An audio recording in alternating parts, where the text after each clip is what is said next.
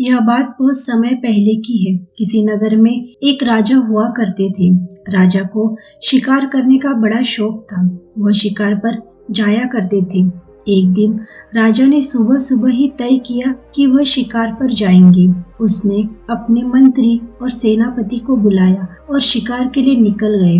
राजा एक घने जंगल की तरफ आगे बढ़ते हैं। वह जंगल उस राज्य का सबसे बड़ा जंगल था। वहाँ राजा अक्सर शिकार के लिए जाया करते थे। राजा जंगल में गया और शिकार के लिए जानवर देखने लगता है। तभी उसकी नजर एक शेर की तरफ जाती है। वह राजा से काफी दूर था। राजा ने तुरंत मौका देखकर उस पर वार किया, लेकिन वह शेर बचकर भाग जाता है। एक शिकार तो हाथ से निकल चुका था। राजा फिर दूसरे शिकार पर ध्यान देने लगता है। कुछ देर प्रतीक्षा करने के बाद और एक शिकार राजा को दिखता है। वह तुरंत उस पर वार करते हैं, लेकिन वह भी बचकर भाग जाता है। इस बार राजा शिकार को नहीं छोड़ता और उसके पीछे भागने लगता है। राजा को क्रोध आने लगता है कि आज सुबह से एक भी शिकार हाथ नहीं लगा। और तब राजा के साथ साथ उसके सेनापति भी दौड़ने लगते हैं। लेकिन जंगल इतना बड़ा और घना था कि हिरन आसानी से गायब हो जाता है। यहाँ राजा और सेनापति अलग हो जाते हैं। अब राजा उन्हें ढूंढते लगता है और ढूंढते ढूंढते जंगल के बाहर की तरफ आ जाता है।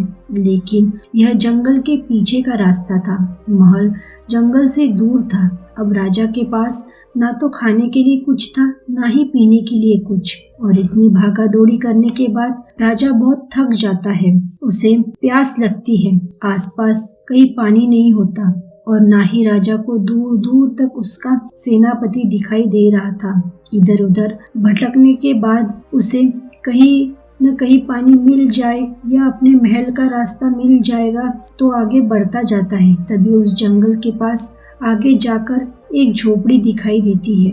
वो झोपड़ी के करीब आता है और देखता है कि ये झोपड़ी एक किसान की थी, जो अपनी बेटी और पत्नी के साथ वहाँ रहता था। राजा झोपड़ी के पास जाता है और देखता है कि उसे कहीं शायद वहाँ पे पानी मिल जाएगा। वह आगे बढ़ता है और तब राजा वहाँ पहुँच जाता है कि देखता है कि एक छोटी लड़की खेल रही थी। उसके साथ कोई नहीं था। राजा बच्ची के पास जाकर कहते हैं कि बेटा, क्या थोड़ा सा पानी मिलेगा? मुझे जोरों की प्यास लगी है। मैं प्यास से व्याकुल हो रहा हूँ। राजा को देख वह बच्ची पहचान नहीं पाती है। उसे लगता है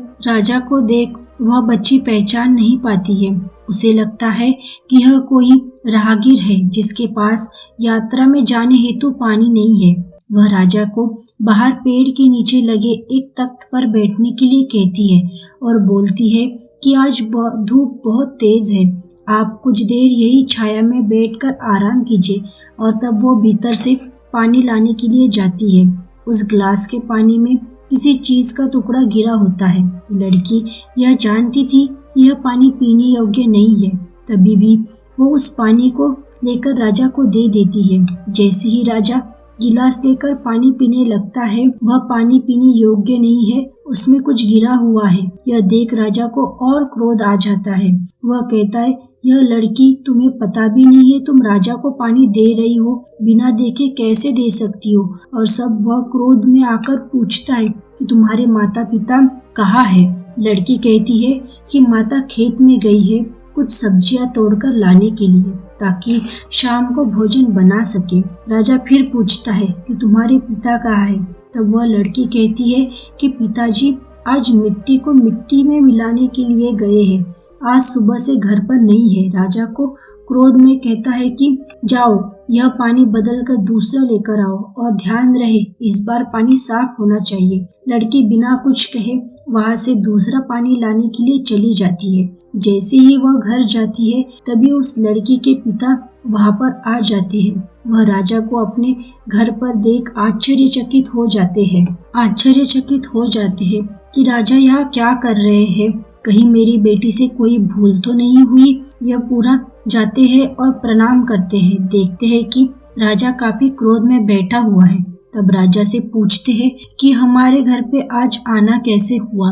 तब राजा क्रोध में कहता है कि मैं शिकार पर आया था, लेकिन अपने साथियों से बिछड़ गया। मुझे प्यास लगी, तभी सोचा तुम्हारे यहाँ पानी पी लूं, लेकिन तुम्हारी लड़की ने मुझे गंदा पानी दिया। जब मैंने पूछा कि घर के अन्य सदस्य कहाँ है, तो तभी उसने उल्टा जवाब देते हुए कहती है कि पिता मिट्टी को मिट्टी में मिलाने गए हैं। यह क्या होता है?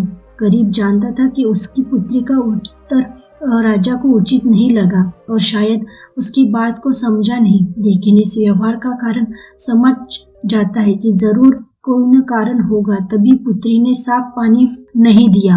तब वह राजा से कहते हैं, क्षमा करें महाराज, परंतु यह सत्य है कि मैं घर पर नहीं था।